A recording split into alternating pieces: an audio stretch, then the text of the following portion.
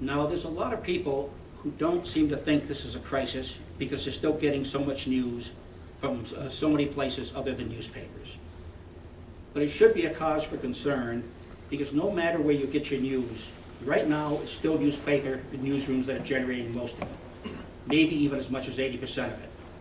The cable channels, many of the websites, not all of them, but many of them, and the talk radio shows all repeat the news, they comment on it, and often criticize the way it's been reported. There's a bashing of the mainstream media and dancing on newspaper graves that's very popular on the web and talk radio. But right now, they're still not generating a lot of it themselves. I can't remember the last time a cable channel or website broke a story like the Washington Post report on the appalling treatment of Iraq and Afghanistan war veterans at Walter Reed Hospital.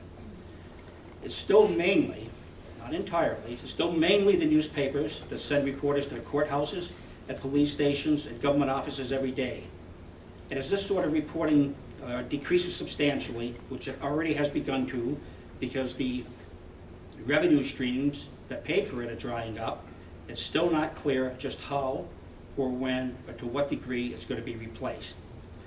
Which brings us to the question that Alan posed about how important this journalism is to begin with. My own view is that it's very important. Accountability is essential in a democratic form of government, and watchdog journalism has been important in keeping government officials accountable at every level. All citizens have a right to petition the government for redress of grievances, but as simplistic as it sounds, without a strong press, they often don't know what the grievances are. There are many people who insist that the growing army of internet bloggers and citizen journalists can replace what's being lost with the decline of newspapers. There's no question, but that to some degree it can. I tend to think it's still to a limited degree. Many bloggers are informed, highly credible specialists in their various fields. I become a believer. But right now, most of them still have day jobs, and while they can analyze and comment about things that have become public, they often don't have the ability to spend days monitoring government agencies or to go rummaging through records, which is the sort of work that newspapers always did. There's also the issue of core values. What you had in the best newspaper newsrooms was a culture that had a commitment to accuracy, verification, perspective, and self-correction. When Jason Blair was discovered to have engaged in a pattern of plagiarism and fabrication at the New York Times, the staff was so furious that the editor and the managing editor were chased out of the building like typhoid terriers. I don't see this yet happening in the larger world of the internet, where there's much, in addition to websites that have a strong focus on traditional journalism, there's a lot out there that looks and feels like traditional journalism, but in fact is advertising, marketing, advocacy, entertainment, and political spin. Much of this has different core values from newspapers. There are other things that I thought about what's happening in media now that I find bothersome. I'm concerned about the growing shift of cable television away from hard news, which is costly and very labor intensive, and towards endless commentary, which is easy and cheap. I don't like the increasing tabloid treatment of news, which shows no sign of abating. I don't like the fierce partisanship that now characterizes many news outlets. But these aren't things I was asked to talk about today, and we could end up spending about 3 days here if we headed down these roads. So instead, let me talk briefly about some of the reasons why, despite all the problems, I think there's still reason to hope for a journalism that will continue to hold government accountable in the future.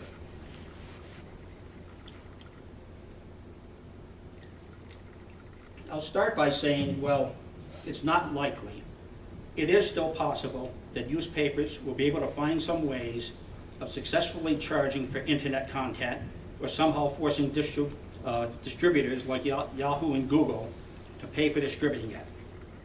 Right now, between their traditional papers and their websites, many papers, probably most newspapers, actually have far larger readerships than they've ever had in the past.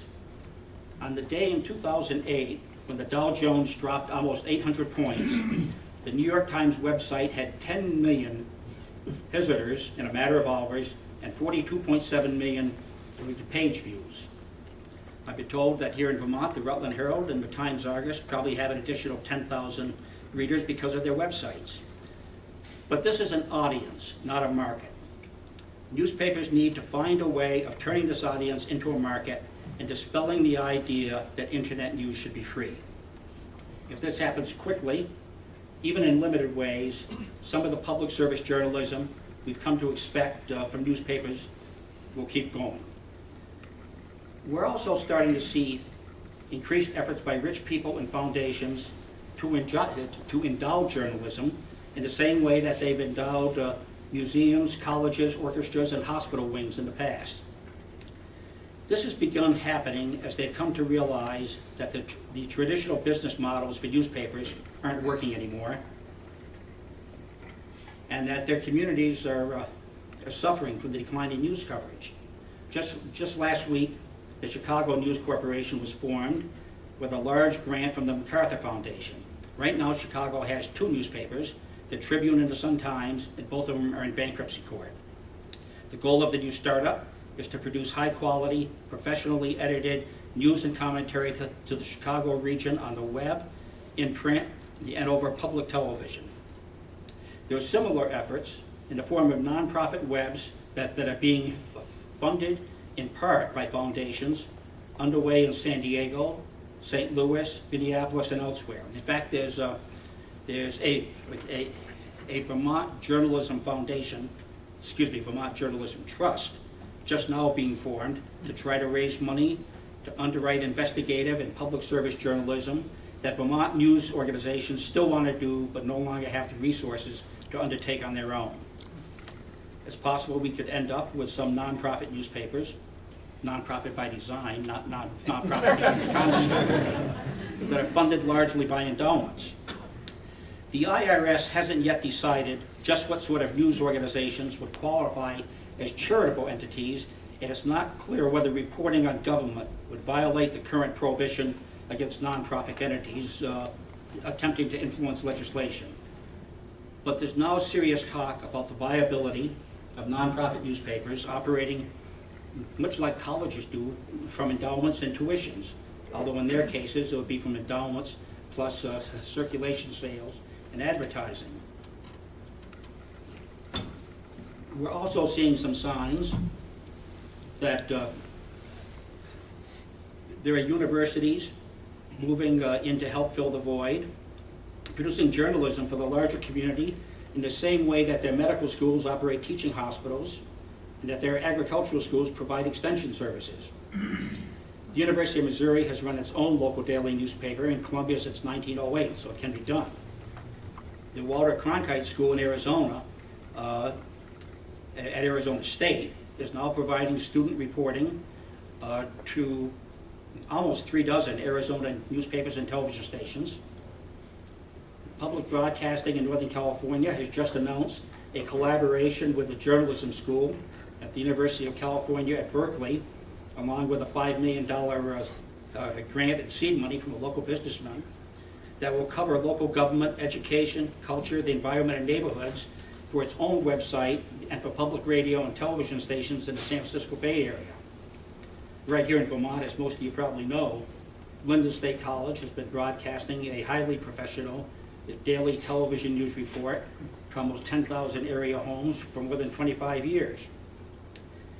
There's also a vast amount of innovation and experimentation going on. Some of it's helter-skelter, but much of it's impressive. It ranges from attempts at neighborhood websites using a mix of bloggers, freelancers, and ordinary people writing about school board meetings, to well-funded projects like ProPublica, which is a nonprofit news operation staffed almost entirely by very senior and highly regarded reporters and editors, whose goal as the top editor, used to be the man she got out of the Wall Street Journal, says is to do investigative projects that, quote, shine a spotlight on abuse of power or failure to uphold the public interest, close quote.